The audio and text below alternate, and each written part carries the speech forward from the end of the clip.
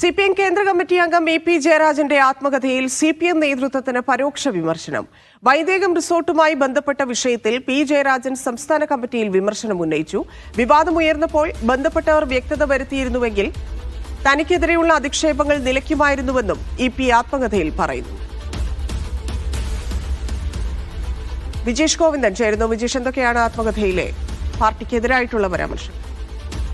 ഇതിനകത്ത് ഏറ്റവും പ്രധാനപ്പെട്ട പരാമർശം ഇത് തന്നെയാണ്. വൈദേകം റിസോർട്ടുമായി ബന്ധപ്പെട്ട് ഉയർന്ന വിവാദങ്ങളിൽ പാർട്ടി തന്നെ സംരക്ഷിക്കുന്ന തരത്തിലേക്ക് പോയില്ല, അല്ലെങ്കിൽ പാർട്ടി അക്കാര്യങ്ങളിൽ വ്യക്തത വരുത്താത്തത് വ്യക്തിപരമായി തനിക്ക് വലിയ തരത്തിലുള്ള ബുദ്ധിമുട്ടുകൾ ഉണ്ടാക്കി എന്നുള്ളതാണ് EP ജയരാജൻ തന്റെ ആത്മകഥയിൽ തുറന്നു പറഞ്ഞിരിക്കുന്നത്.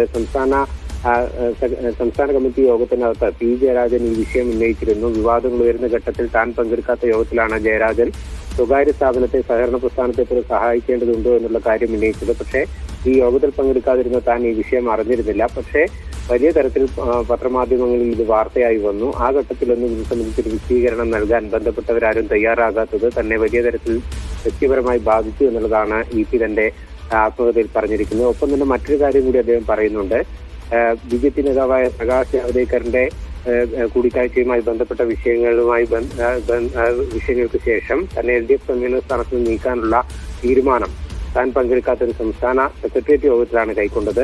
ഇക്കാര്യം താൻ അറിഞ്ഞത് ഒരു 2 മാസം കഴിഞ്ഞ് ചേർന്ന അടുത്ത സെക്രട്ടേറിയറ്റ് യോഗത്തിലാണ്. അത്രവരെ തന്നെ ഇക്കാര്യം അറിയിക്കുന്നതിന് പാർട്ടി നേതൃത്വം തയ്യാറായിരുന്നില്ല. അതിലുള്ള വിഷമം, തനിക്കുണ്ടായ പ്രയാസം താൻ കേന്ദ്ര കമ്മിറ്റി അറിയിച്ചിരുന്നു എന്നുള്ളതും EP ജയരാജൻ തന്റെ ആത്മകഥയിൽ തുറന്നെഴുതുന്നുണ്ട്. ധന്യവാദം.